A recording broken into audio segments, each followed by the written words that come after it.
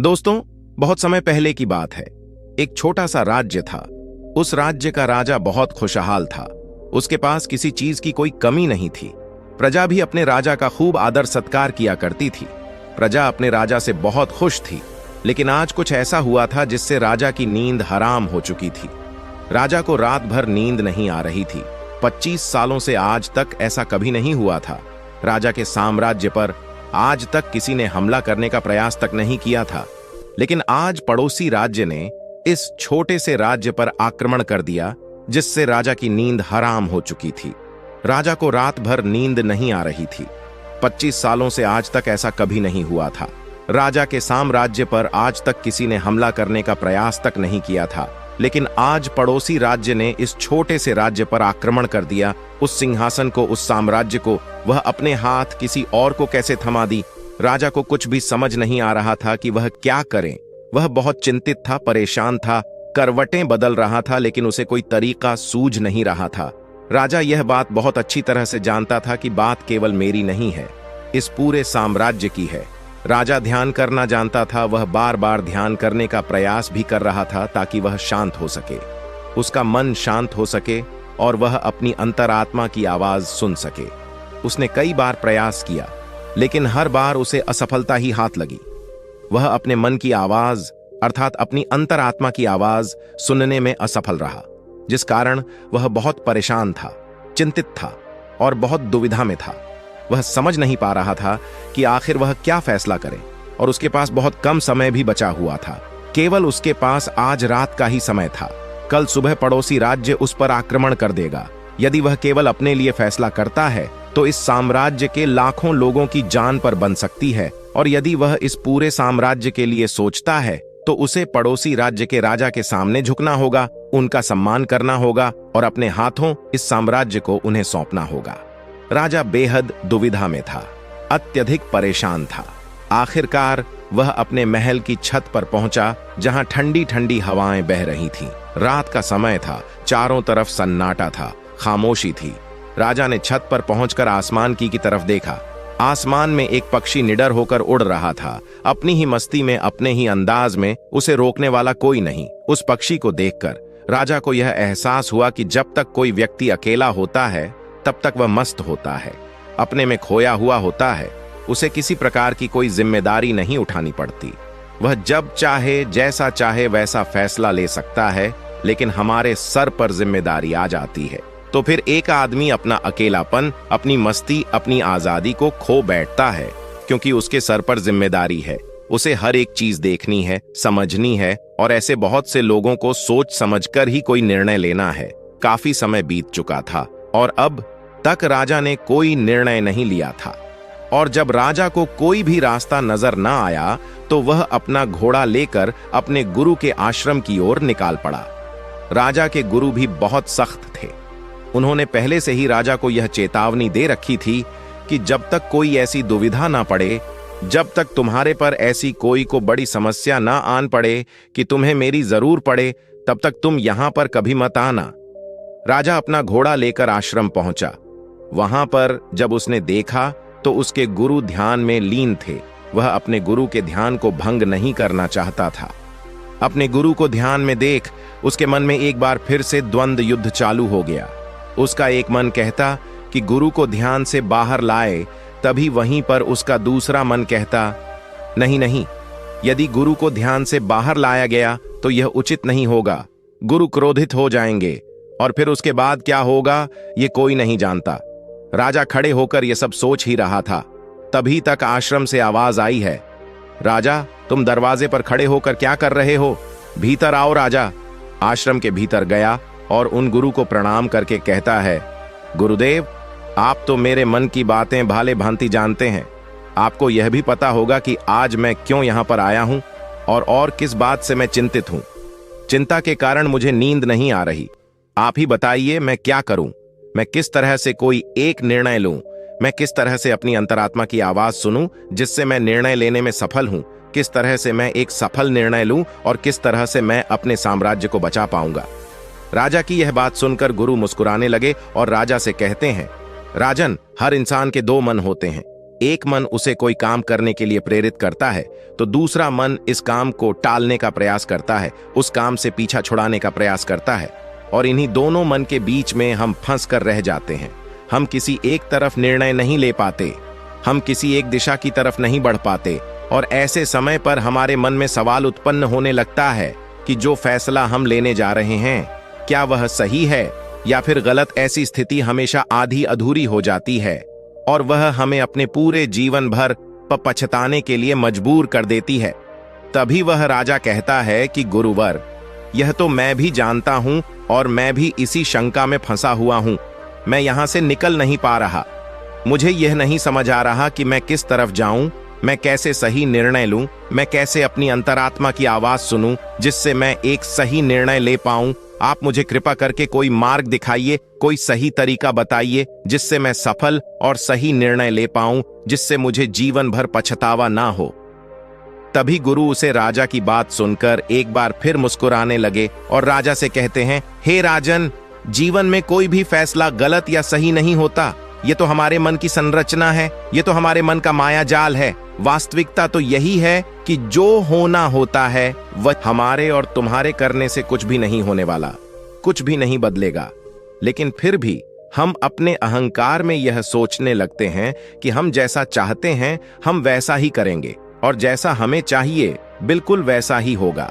हम यही सोचते हैं कि हम अपने फैसले से दुनिया बदल सकते हैं और इसीलिए हम सही और गलत के चक्कर में फंस कर रह जाते हैं और हम कोई भी काम आगे नहीं उठा पाते, कोई भी निर्णय नहीं ले पाते। लेकिन वास्तविकता तो यही है कि फैसला कभी भी गलत और सही नहीं होता। मान लो कि आज तुमने गलत फैसला भी ले लिया तो भी तुम्हें भविष्य में आगे चलकर सही सीख ही देगा, और यदि तुमने एक सही फैसला ले लिया तो वह तुम्हारे लिए काम बन जाएगी और वह तुम्हारे लिए आगे का रास्ता भी खोल देगी। देखा जाए तो वास्तविक तौर पर दोनों ही परिस्थितियों में तुम्हारा ही फायदा है, तुम्हारी ही उन्नति है। कम से कम ऐसे में तुम एक जगह पर ठहरे हुए तो नहीं हो, तुम्हारा मन इस शंका में फंसा हुआ तो नहीं है, तुम इस माया जाल से निकल चुके हो। तभी वह राजा उन गुरु से कहता है, हे गुरुवर, आप कहना क्या चाहते हैं? आप कहानियां तो नहीं कह रहे कि मैं बिना सोच विचार के कोई भी निर्णय ले लूं? क्या ऐसा करना मूर्खता का प्रमाण नहीं होगा? आज मेरे ऊपर लाखों लोगों की जिम्मेदारियां हैं और वे ऐसे ही कोई भी फैसला कैसे ले सकता हूं? तभी गुरु मुस्कुराते हुए राजा से कहते हैं, हे राजन, तुम मेरी बात समझ नहीं रहे हो।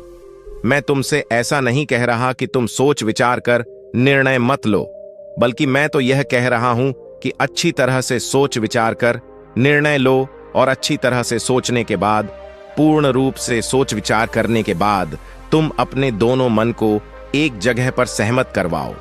यदि तुम अपने दोनों मन को एक निर्णय पर ला पाते या एक काम के लिए और एक ही दिशा में ला पाते तो वही फैसला तुम्हारी अंतरात्मा का फैसला होगा। तुमने कई बार यह अनुभव तो किया ही होगा कि किसी काम में तुम्हारा मन तो कर रहा है लेकिन बुद्धि तुम्हारा साथ नहीं दे रही, बुद्धि तुम्हारा पल पल विरोध कर रही है, और ऐसी स्थिति में हमारे मन और हमारी बुद्धि के बीच युद्ध चल रहा होता है। लेकिन यहां पर समझने वाली बात यह है कि जो बातें तुम्हारे मन से उठ रही हैं वही बात तुम्हें सही रास्ते पर ले जाना चाहती है। वहीं पर तुम्हारी बुद्धि तर्क वितर्क करके उस रास्ते को साफ करना चाहती है, सभी प्रश्नों का निवारण करना चाहती है। जैसे मान लो कि तुम एक पहाड़ी पर जाना चाहते हो जहां पर तुम्हें यह पता चला है कि वहां बहुत सारा सोना है, लेकिन इसके लिए तुम्हें घने जंगलों से होकर गुजरना होगा। तुम्हारा मन वहां जाने के लिए तैयार है, वह सोना को पाना चाहता है, लेकिन तुम्हारी बुद्धि तुमसे यह कह रही है जंगल बहुत घना है और बहुत खतरनाक भी है। वहां पर तरह तरह के विशाल जानवर रहते हैं, तरह तरह के जंगली जानवर रहते हैं और उसका रास्ता भी सुरक्षित नहीं है। वहां पर चोर, डाकू और लुटेरे भी हो सकते हैं, पर पता नहीं वहां पर रास्ते में कुछ खाने पीने को मिलेगा या नहीं मिलेगा, और तो और हमारी जान को खतरा भी हो सकता है। यह सारे प्रश्न हमारी बुद्धि खड़ी करती है, लेकिन इसका अर्थ यह नहीं कि तुम्हारी बुद्धि तुम्हें रोकने का प्रयास कर रही है, बल्कि वह तुम्हें सतर्क कर रही है। और जब तक तुम अपनी बुद्धि के सवालों का निवारण नहीं कर लो, तब तक आगे बढ़ना मूर्खता का प्रमाण ही होगा। ऐसे रास्ते पर जाने से पहले तुम्हें अपने खाने पीने की सामग्री का इस्तेमाल करना होगा। उसके बाद सुरक्षा के लिए कुछ हथियार और कुछ सैनिकों को भी साथ लेना होगा। और जब तुम्हारी बुद्धि पूरी तरह से संतुष्ट हो जाए, जब उसके सभी सवालों का निवारण तुम कर लो, तब तुम आगे बढ़ सकते हो। अब तुम्हार बुद्धि के सभी सवालों का निवारण हो चुका है। लेकिन कुछ ऐसे लोग भी होते हैं जिन्हें पता होता है कि उसे पहाड़ी पर खजाना है, लेकिन वह यह भी जानते हैं कि रास्ता बड़ा कठिन है, लेकिन वह अपनी यात्रा कभी शुरू ही नहीं करते हैं। यह बात और है कि हो सकता है कि तुम्हें वहां पर पहुंचकर कोई खजाना ना मिले और तुम्हें वहां से खाली हाथ ही लौटना पड़े। लेकिन तुम्हें इस सत्य को भी जान लेना आवश्यक है कि जो होना होता है वही ही होता है। उसका अफसोस करके कोई मतलब नहीं। तुमने तो अपनी पूरी कोशिश की थी, तुमने अपना पूरा प्रयास लगा दिया था, लेकिन इसके बाद भी तुम्हें सफलता ना मिले तो इसका अर्थ यही है कि वहां पर तुम्हारे लिए जो होना था वही हुआ है। उसका अफसोस करके कोई अर्थ नहीं, लेकिन उसे यूं ही जाने भी नहीं देना चाहिए। उस हार से, उस अनुभव से हमें कुछ सीखना चाहिए, उससे सीख लेनी चाहिए और उसके बाद तुम्हें अपनी कोशिशों को और भी ज्यादा बेहतर बनाना चाहिए। इसी चीज पर काम करना चाहिए, न कि व्यर्थ बैठकर पश्चाताप करना चाहिए और न अफसोस करना चाहिए। मैं तो तुम्हें बस यही समझाना चाहता हूं कि अंतरात्मा की आवाज हमें तब सुनाई देती है जब हमारा मन और हमारी बुद्धि दोनों एक बात पर पूर्ण रूप से सहमत हो जाते हैं। तभी गुरुवर उस राजा को सावधान रहते हुए कहते हैं, हे राजन, मेरी एक बात और अपने दिमाग में अच्छी तरह से बैठा लेना।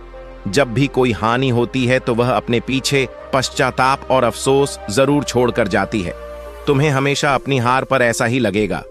यदि मैंने कुछ ऐसा कर दिया होता तो शायद मैं सफल हो गया होता, और यही पछतावा, यही अफसोस तुम्हें हर काम के पीछे नजर आएगा जो काम में तुम असफल हुए हो। जब भी कोई व्यक्ति असफल होता है तो वह यही सोचता है कि यदि मैंने इस काम को उस तरीके से कर दिया होता या फिर उसके कहे के अनुसार कर दिया होता तो शायद मैं आज यहां पर सफल हो चुका होता। लेकिन वास्तविकता तो यही है कि तुम्हें कभी भी इस बात का एहसास नहीं होने देगी कि तुम्हारे साथ क्या तय किया गया है और तुम्हारे साथ क्या होने वाला है। हां, यह बात और है, कुछ सचेत और कुछ जागरूक लोग ही इस बात को जान पाते हैं कि उनके साथ आगे क्या होने वाला है। इसलिए वह कभी भी उस चीज के होने का पश्चाताप नहीं करते, उसका अफसोस नहीं करते, क्योंकि उन्हें पूरा पता होता है कि आखिर क्या होने वाला है और वह अपनी पूरी कोशिश करते हैं। उसके बाद जो कुछ होना था वह तो होना ही है, उसमें पछतावा करके क्या लाभ। किंतु जिन लोगों को अपने फैसला पर यकीन नहीं होता, वह हमेशा केवल सोचते ही रह जाते हैं। वह हमेशा अतीत के बंधनों में बंधे रह जाते हैं, दुखी रहते हैं, रोते रहते हैं, लेकिन वह अपने जीवन में कुछ नहीं कर पाते। लेकिन एक बुद्धिमान व्यक्ति यह भली भांति जानता है कि अतीत को बदला नहीं जा सकता, लेकिन उस पर बैठकर अफसोस करना व्यर्थ है। किंतु वर्तमान में हम सही निर्णय ले सकते हैं और भविष्य जो कि हमारे हाथों में है ही नहीं। इसके बाद उन गुरु ने राजा को वहां से जाने का आदेश दे दिया और वह वापस से ध्यान में लीन हो गए। और गुरु की सारी बातें सुनकर राजा के मन में जो द्वंद्व युद्ध चल रहा था वह पूरी तरह से शांत हो चुका था। राजा वापस महल लौटा और उसने शांतिपूर्वक अपने मन और अपनी बुद्धि को एक ही निर्णय पर सहमत करवाया, और वह था कि हम युद्ध लड़ेंगे। जब राजा के मन से यह निर्णय उठा तो उसकी बुद्धि ने उसके सामने कई प्रकार के सवाल उत्पन्न कर दिए, जैसे कि हमारी सेना बहुत छोटी है, हम उनके सामने टिक नहीं पाएंगे, और पड़ोसी राज्य के पास एक विशाल सी सेना है जो हमें चुटकियों में मसल सकती है, उनके पास तरह तरह के हथियार हैं और लड़ने का कौशल भी है। और ऐसे ही कई प्रकार के सवाल उसकी बुद्धि उससे कर रही थी। उन सभी प्रश्नों का जवाब देते हुए राजा आगे बढ़ता चला गया और वह इसी निर्णय पर पहुंचा कि हम युद्ध लड़ेंगे। यदि हम सही रणनीति से, सही तरीके से युद्ध लड़ेंगे तो हम छोटी सेना